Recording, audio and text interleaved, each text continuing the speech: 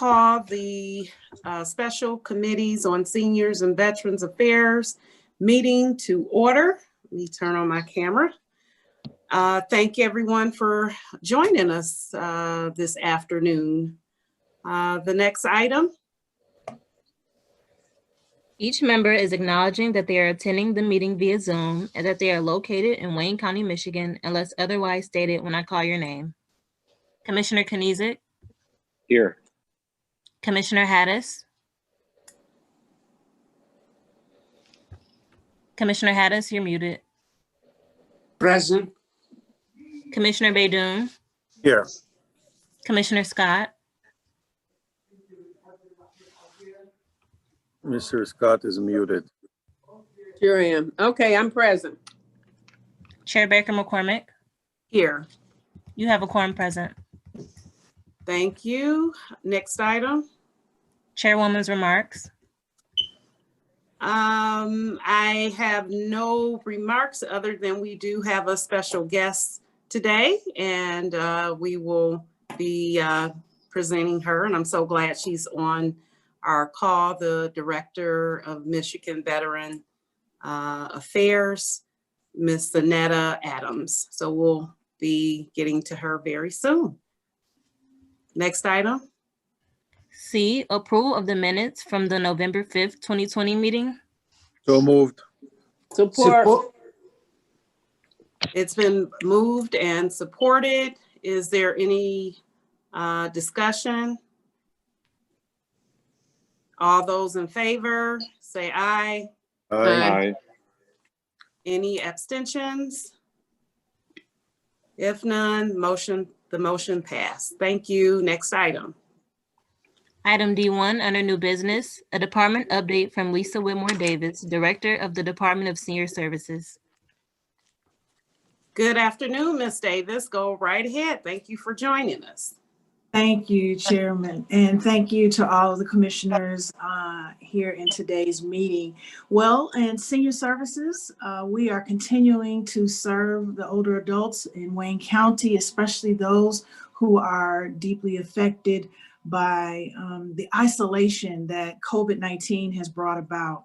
But just in my normal procedure, I wanted to give you an update in regards to how many meals we served during the week of November 23rd, which was the most previous week prior to today. We served 13,867 meals. 951 were served through the Drive Up Congregate program, where individuals who used to come to our congregate meal settings drive up and pick up their meals. And we had a home delivered meal participant count of 2,281 individuals. This past week, we had a staff, our staff led a site manager virtual meeting call, and we had over 40 of our Wayne County meal site managers convened to discuss our safety protocols, reviewing those safety protocols regarding COVID-19 and the distribution of 23,000 face masks that was presented as a donation to the county, and we are distributing them to all our participants. For example, a home delivered meal participant would receive 5 masks, and all of our volunteers and all of our staff. So we're going to stagger that. We're going to do one distribution. We started already. Once that's out, then our next, in a couple of weeks, we'll distribute it again to exhaust the 23,000 disposable face masks that we received. So I just wanted you all to know that we are making sure that our most frail older adults in Wayne County, those who participate on our home delivered meals program, are receiving a supply of face masks to help keep them safe during this difficult flu and COVID fall season. We just received the PO to complete the process of purchasing with the CARES dollars, our technology upgrade here for the Senior Services Department. And primarily it will modernize our process in the distribution of the meal. And two key bonuses that I'm really excited about from a safety perspective: if a meal is not delivered or received to an older adult, we will know before the day is out that that older adult was overlooked, or for whatever reason, they didn't receive their meal. That way we can get that meal redeployed out to them so that they won't have to go a day or however long before they contact us or contact the TSA to say, I didn't receive my meal today. Then the other piece, it will give us additional billing accuracy for when we request reimbursement from the TSA on how many meals Wayne County is distributing and of course purchasing from our vendors. So those are two big things, but the first one is that our older adults, we will make sure when we're at the end of the day, we won't have to depend on manual paper and pen processes to attribute who all was served and who was not. And that's really important to me and our team. And lastly, just a reminder, I will send out, as I do always, a personal email to all of you around our next virtual senior services event. That will be held on December 21st, which is a Monday. And it's going to cover mental health during COVID and the holiday season. DAAA, Detroit Area Agency on Aging, is partnering with us on this event, and I'm excited that they will have a presenter, as well as we will have someone from within our Wayne County colleague ranks who will be able to speak about the importance of mental health and how to manage it, especially now during the holiday season. Holidays are framed up differently due to COVID, but how do we make sure that older adults can get the support that they need, as well as an opportunity to find out basic techniques to help them cope during this time that we're in. But that is pretty much my report to all of you today. I hope everyone had a wonderful Thanksgiving. And as I shared with Commissioner Baidoon, we have hope for better days. Yes, yes. Well, thank you so much for that report. I am so glad that your next meeting is dealing with mental health, because we know that that's a major concern and issue with all of us right now, not just with seniors. Right. I just had a question, Sure. and I don't know if you know of any resources that we can tap into in Wayne County that helps with transportation, with seniors being so isolated, even if it was just to get out, to go to the grocery store or to pick up their medicine. Is there any efforts or could there be any resources with the CARES dollars that would assist in any transportation initiatives? That's a great question, Commissioner, Chairwoman McCormick. I will have to loop back because, you know, the deadline for expending those CARES dollars is fast approaching. Yes. I mean, it is so fast, but those are needs that seniors and older adults have outside of this CARES and COVID environment that we're in. Support to medical appointments, support to basic needs like going to the store. I'd like to look into that and get back with you. And also, I'd also, if it's appropriate, to ask Commissioner Hayes if he is aware. I know he is quite knowledgeable around the transportation with, well, not DDOT, SMART. I don't want to call it DDOT, it's SMART. So, but I will look into that from an aging perspective. Right. And I mentioned that because we just had our Ways and Means meeting about how we can tap into those CARES dollars before the December 30th deadline. And so that might be something that you can look at and in trying to get some of those funds, or even if there's a nonprofit that we can work through to fund for assistance in that area. Commissioner Haydes, go right Yes, ahead. yes, Madam the Chair. As you know, SMART and DDOT, they have a branch to every municipality. They have a van, like in our area, the Nankin Mill transportation through SMART. The senior citizen would call and ask for certain service to take them to the doctor or to the drugstore. Those exist. But then Detroit have their own system through DDOT. I would urge, if there any need from certain citizen, to call DDOT and SMART, and they guide them to the organization that branch from the SMART or DDOT, and give them the right number to call and ask for transportation. That it exists for a long time. It's been the case. And then both SMART, I could say, we receive around $100 million from the CARE Act to enhance the service and support the area who's in the need with the services. So the senior citizen it have those available, but they have to call for appointment, and the organization would send the van to pick them up and take them to the place where they need. It's good. It's good thing you bring out for us to address maybe their certain area where the people not well informed about it. We want to make sure how they get that service.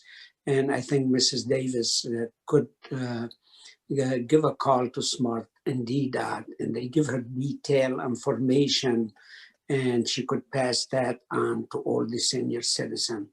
They want That to would have be a record.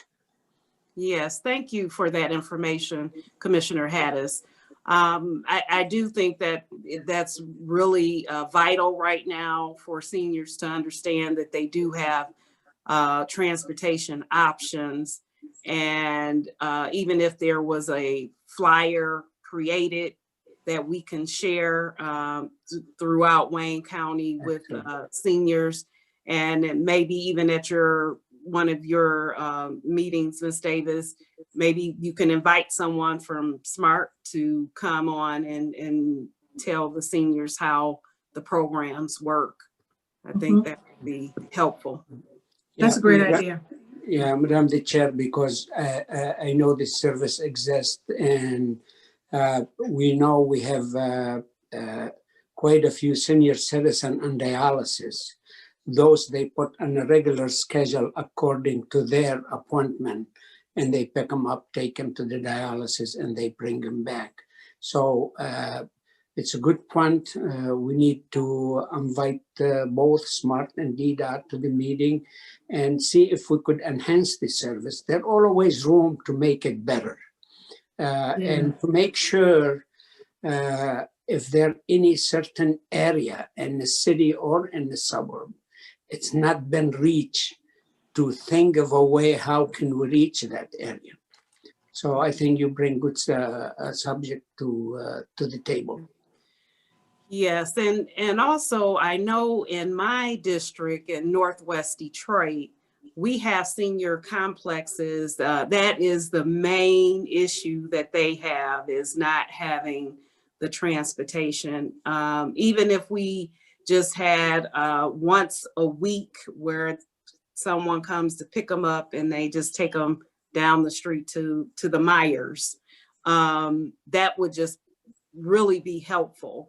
So I would be interested in helping with anything that I need to do to get that initiated, especially if they're are additional funds that we can tap into. Next week, we have the meeting of Smart Board, and I will take your concern to the table. And if I get more information than what I give, I will give you a call, and Mrs. Davis. Thank you. so much. Thank you, Commissioner. You're welcome. Thank you. Thank you both. Thank you both for all that of what you do. All right. Are there any other questions for Ms. Davis? Hands up. Okay, go right ahead, Commissioner Scott. Thank you. On yesterday, I spoke to Khalid in regards to this because we have lost one of our buildings in Hamtramck for seniors and in the process of maybe losing the other one. So I am trying to work with him on that now and the transportation, because we had buses from Hamtramck and Highland Park, and that ended on December the 30th. So I've got him looking into it, and if that's we all can work on it together and make that happen. That ended December of last year? No, just the other day, December 30th. I'm sorry, November 30th was the last. Oh, okay. I see. Okay. November 30th. All right. Okay, yes, we And then- definitely can In work fact, on I that found together. out that one of our buildings had been sold and it had been closed in October. And so I know I will keep working on that. That was the building that we had for daycare for any seniors who had parents who had their children who was taking care of their parents and needed to go someplace. We could always drop them off over there on Kniff there in Hamtramck. So that's closed. It closed in October. So now there is one on Joseph Campus. And the person that I spoke to, she was going to be leaving herself December the 10th. And I have given all of that information to Khalid, and Khalid was getting in touch with them. So hopefully we can get some things going. And that's why I asked him about those last CARES dollars. Maybe we could get some buses or something with that. Yeah, you got the right person. As you know, he's the chairman of the board for SMART now.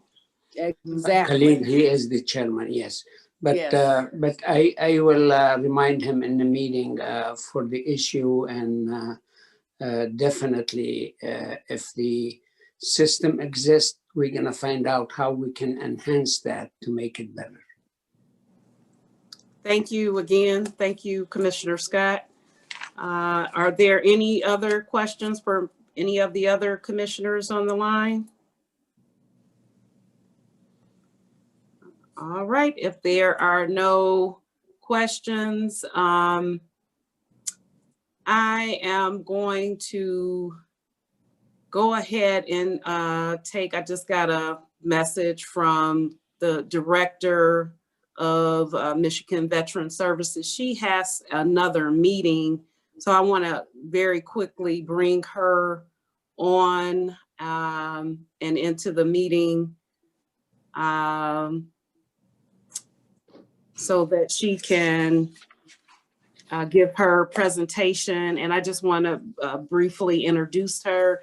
Zanetta Adams was appointed as director of the Michigan Veteran Affairs Agency by Governor Gretchen Whitmer in June of 2019. In 2006, after 8 years of service in the U.S. Army National Guard, she was medically discharged with honors. During this time in the military, Adams served as a joint counter narcotics task force agent for the National Guard. Prior to her appointment as director of the Michigan Veterans Affairs Agency, Adams was an attorney at Williams Hughes PLLC, assisting veterans with compensation and pension appeals.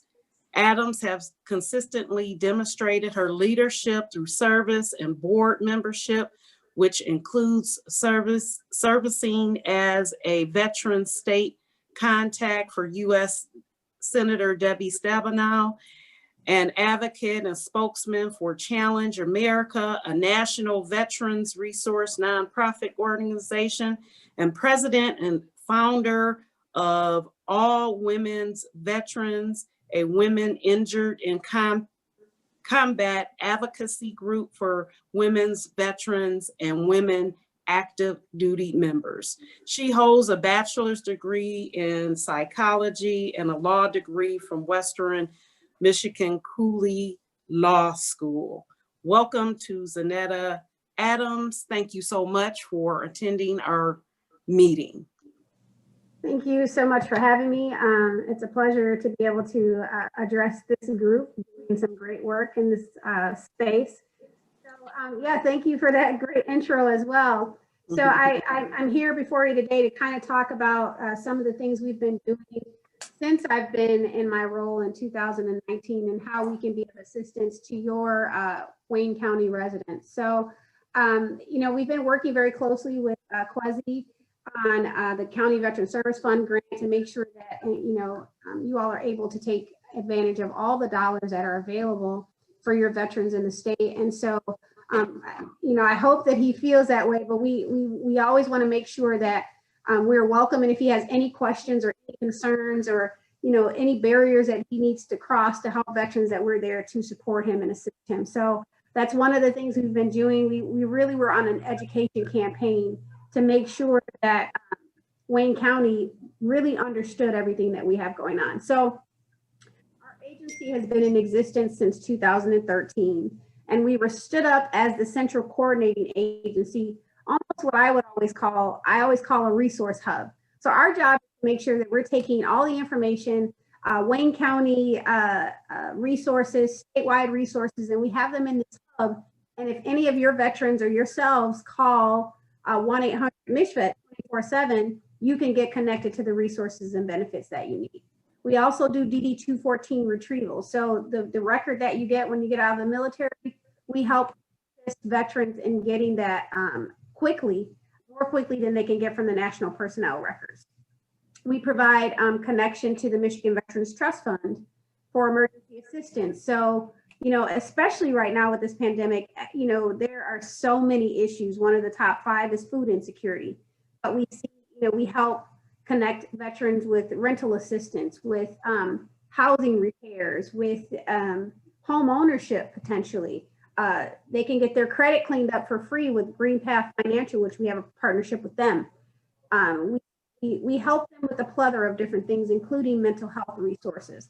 And some of the things that we've been doing this past year that are, for us, I think can really change the game, is we launched this core initiative, which stands for Community Outreach and Regional Engagement. And we wanted to pull together this group of people in each region, all the 10 prosperity regions, to make sure that we are making an impact. So we have a community engagement officer who works strictly with VCATs, would work with county officials, those folks who are sitting on this conglomerate of veteran resources. We have, we just launched a speakers bureau. So we have veterans talking to school-age children as well as different clubs. If you wanted to have a presentation, you can contact us and we can get you set up to educate people on veterans benefits and resources. And when I say veterans, I mean veterans and their families, not just veterans. So spouses, dependents, caregivers. And through that, we have the buddy-to-buddy mentorship program as well. So we're connecting veterans with other veterans to assist them with mental health needs. And then we're connected with DHHS veteran navigators as well to make sure if someone's having a mental health or substance abuse issue, we can connect them. We launched a Check on My Vet. So for any of you, whether you're a veteran or not, if you know a veteran who's struggling, who you know probably needs to be connected to resources, or you know it may need some additional information, you can fill out a form on our website, michiganveterans.com. We would have one of our resource center techs give them a call and check on them to kind of do a benefits checkup. So that's what we're doing. And this past year, the governor accepted the Governor's Challenge, which is a suicide prevention challenge that's nationwide. And our agency is taking the lead on that. And we are really taking a hard look at how we can prevent suicides in the state. So We're pulling together data. We've pulled together a team of different federal, state, and local partners to make sure that we are addressing, educating people on asking the question. Has somebody served, has their family served, making sure we're reaching out to the healthcare providers that are private healthcare providers, not necessarily VA healthcare providers, to educate them on asking the question, and working even with gun ownerships, the DNR, all these different individuals to reduce lethal means safety and gun violence. So we're doing a lot. I know I probably gave you a mouthful, but what I want you to take away is that we are here for you. Like if it's veteran specific, if it's caregiver specific, I mean, there's money on the table. We are, one of the most underutilized benefits in our state is home ownership. It's home loans. They're out there. We need to educate the people. So any opportunity that you would like to have our office educate more of your community, we're here to serve you. That's what we're here for. So I'm open for questions. I'm available for questions, and I thank you for your time.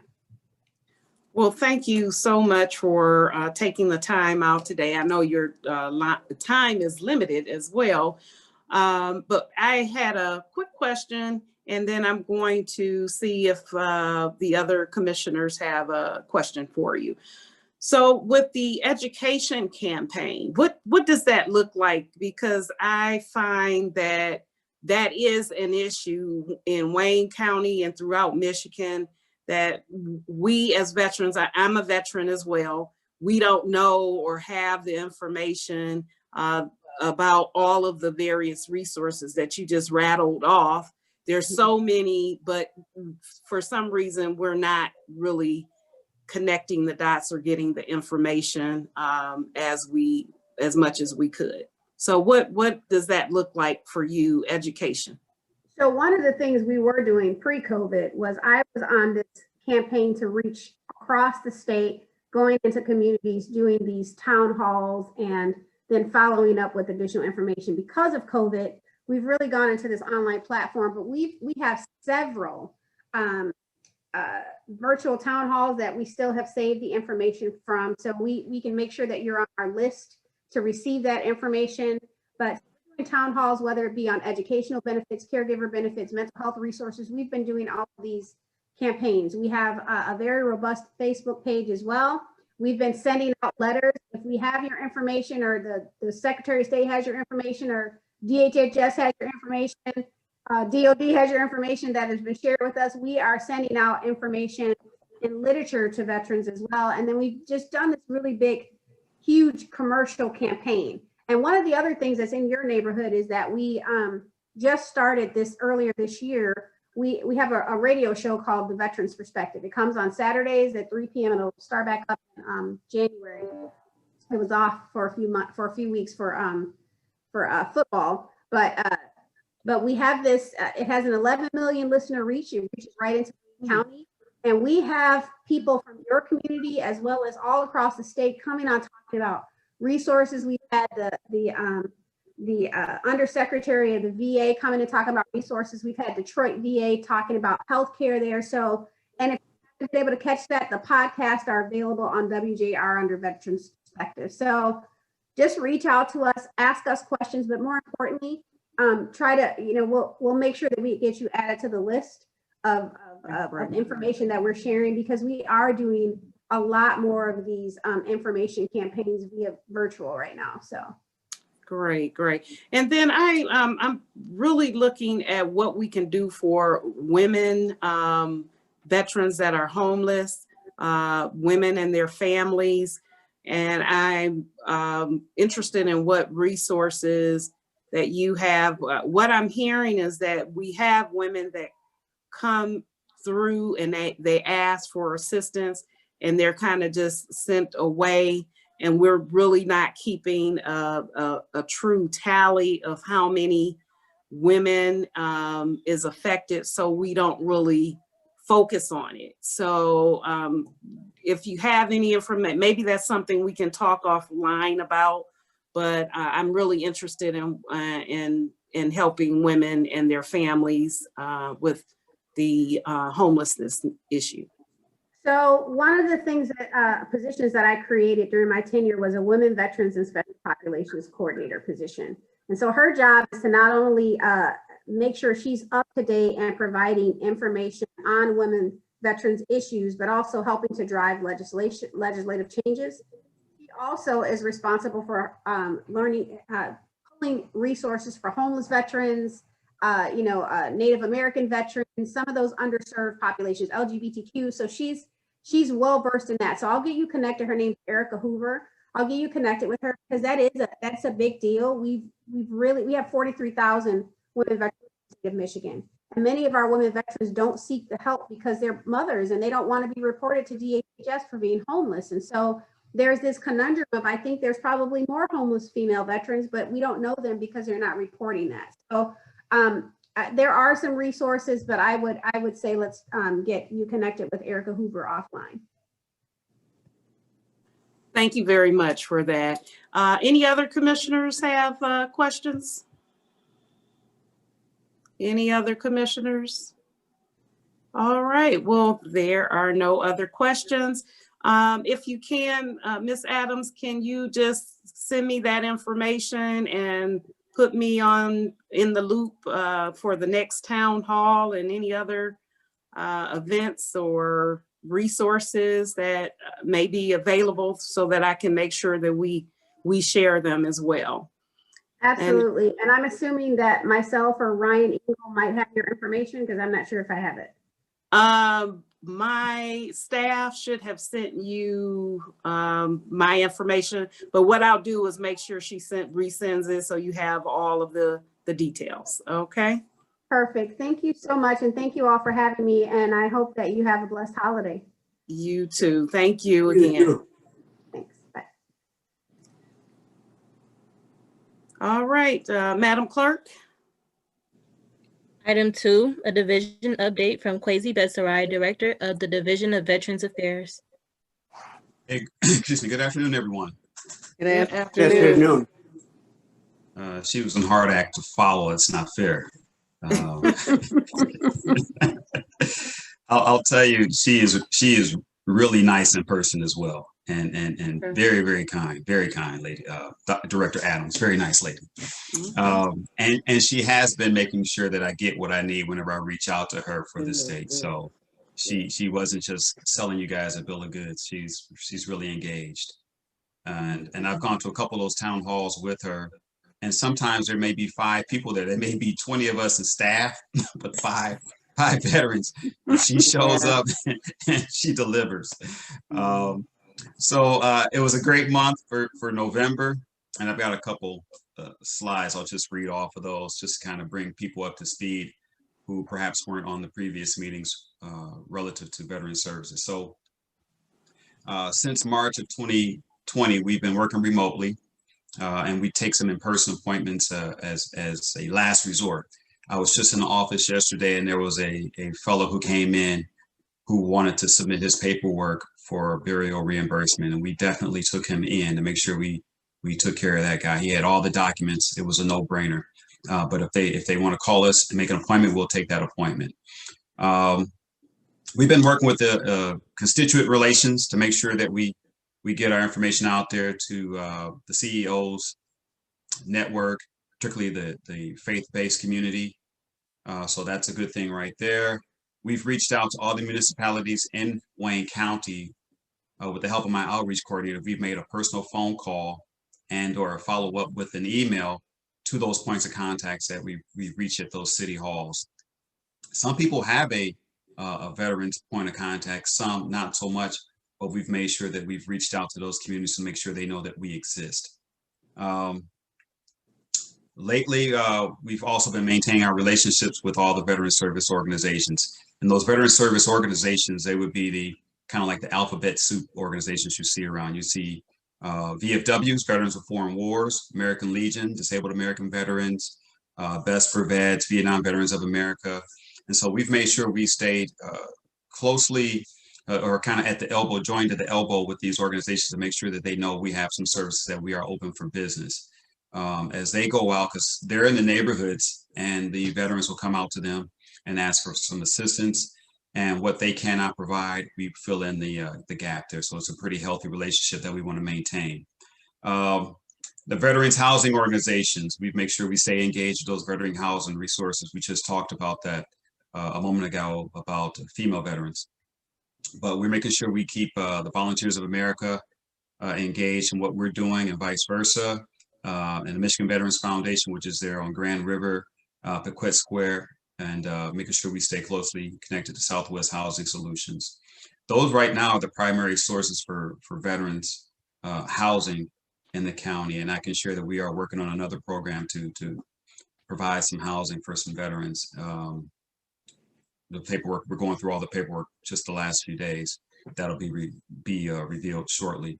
But I'm excited about this next opportunity to house some veterans, and that would be any veteran, not a dishonorably discharged, honorably discharged. If you served, Wayne County's putting some plans in place to house those veterans. So that's going to be a big win for the county and for those veterans. And then we're continuously improving our digital footprint. We've upgraded our Wayne County webpage. You just go to waynecounty.com/veterans, and you can get right to our site, and it has the most relevant information on there. We've updated our Facebook page. As I said before, we used to have just 2 friends, very lonely. We have roughly 155 friends today, and what we focus on is having past content, current content, and future. And so what I mean past, it may be stories from basic training days or particular military schools that some service members have attended, just to generate some positive memories. And then current information that's going through the veteran pipeline pertaining to some benefits or some discussions about the Blue Water Initiative for Vietnam veterans. So anything that's going to keep our veterans engaged, we post on our webpage. And then we talk about what's coming down the pipeline as far as potential benefits to those veterans or studies that are being conducted. So we make sure it's a dynamic Facebook page that Wayne County controls. Recently, I've been working with IT to create a survey on our services, and that survey is going to help me determine what type of customer service I'm providing, and then what type of customer service or what gaps are there that we can maybe tailor our services to those veterans when they call. And so one of the things I learned is that there's an opportunity, because we have an awful lot of phone calls pertaining to VA benefits, and that's from the federal government. And in the past, we've been sending those veterans straight to the VA. So I'm working on getting my outreach coordinator trained as a veteran service officer so he can take some of those phone calls.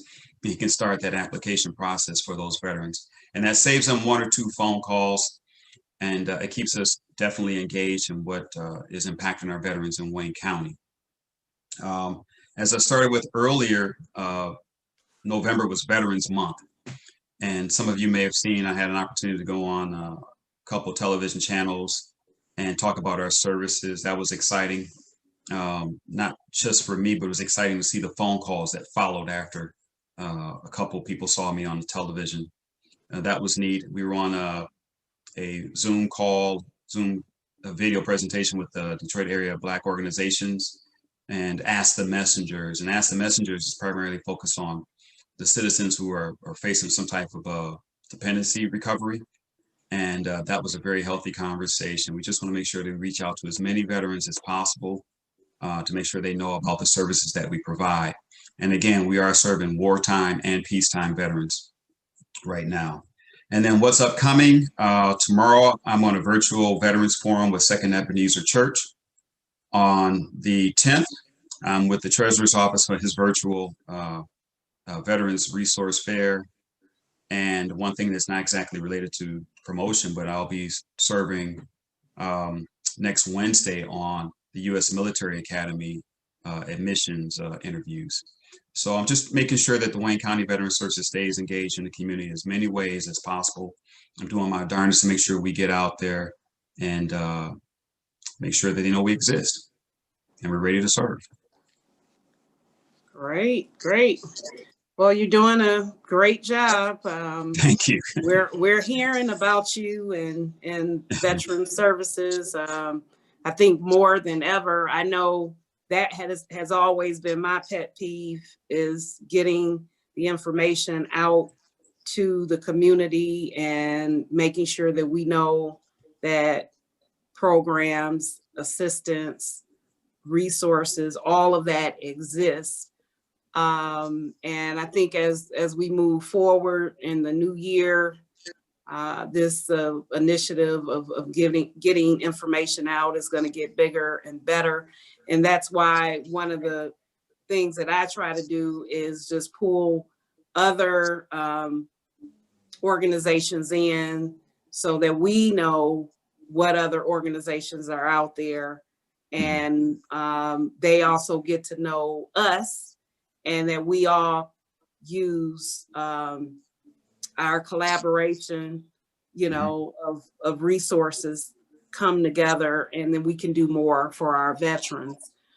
And I'm still looking though for more marketing efforts. I know I got a call that you were on, and I saw you on Channel 7, and I think that was very, very instrumental in getting the word out, because I was in a meeting maybe 2 days later, and a veteran said, yeah, I saw, you know, the director, and yeah, that was good information. So is there more opportunities to maybe do TV, radio?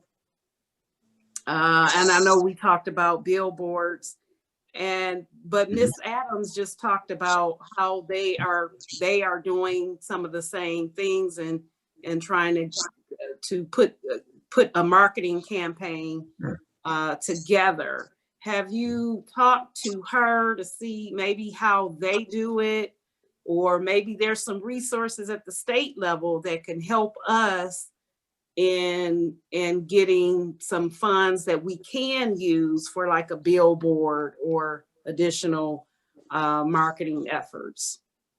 First, I've been on her radio program. So that's one way. So just to make sure you guys know, I am connected with her in that regard. Okay. The second part is that the County Veteran Service Fund, the grant that her office provides, will allow me to do advertising. So we've earmarked money for that. And so we have a quarterly plan to make sure that we stay in front of people. And it'll be some radio. And I'm noticing that people go online for their content. So we're making sure we go in that space as well. So yes, we have some things in the pipeline for every quarter. We want to make sure we stay out front, because you cannot do it as a one and done, right? They're going to forget about us. And so we're making sure we have an engaged plan for the communities, as well as for the social media presence. So we're focused on that right there. Okay. And how much was the grant? This upcoming grant is $165,000. I think $165,437, something like that. Great. And so we're just waiting to receive those monies from the state, and then we'll go ahead and start helping those. And that's, again, earmarked for our peacetime veterans, right? And some of those monies will be allocated for Myers food vouchers, which is what we did in 2020. And we want to replicate that. It's a smaller amount, but it's still going to make an impact when they call our office and we can get those monies to them. Okay, great. And by the way, I didn't mention that I'm going to work with Pepsi Cola, and I know we had talked about that, to give out turkeys in my district through Grandmont Rosedale Community Development. So we did get that initiative going.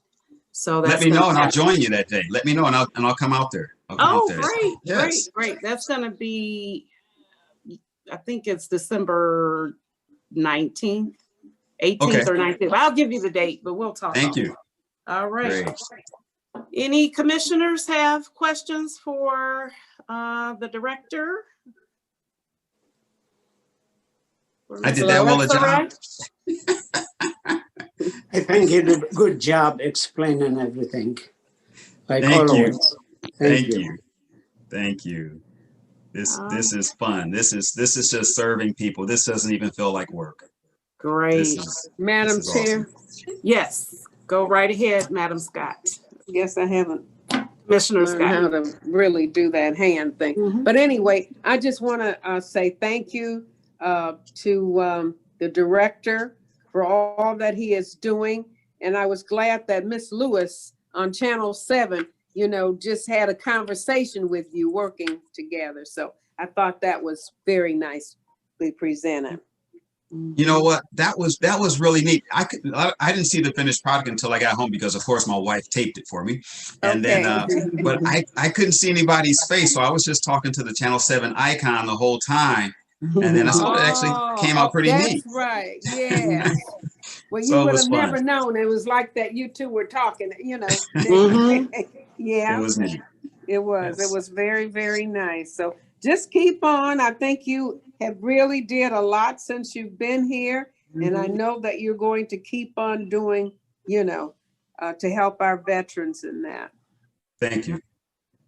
Thank you. Yes, thank you again. Any other commissioners, comments, questions? Yeah, Madam Chair, I'd like to echo what Commissioner Scott said. Thank you, Director Betsarai. Job well done. Keep up the good work. Thank you, sir. Thank you. All right. Thank you, Commissioner Baydoun. Any other commissioners?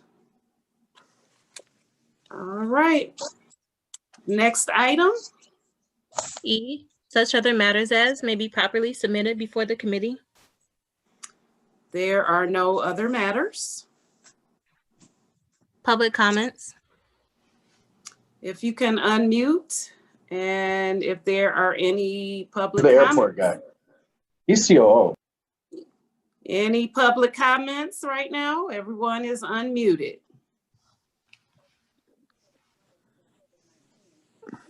Guess there are no public comments. Thank you. Next item. Adjournment. So moved, Madam Chair. Support. Thank you all. Have a good rest of your day. Thank you. You too. Good job. Bye-bye. Thank you.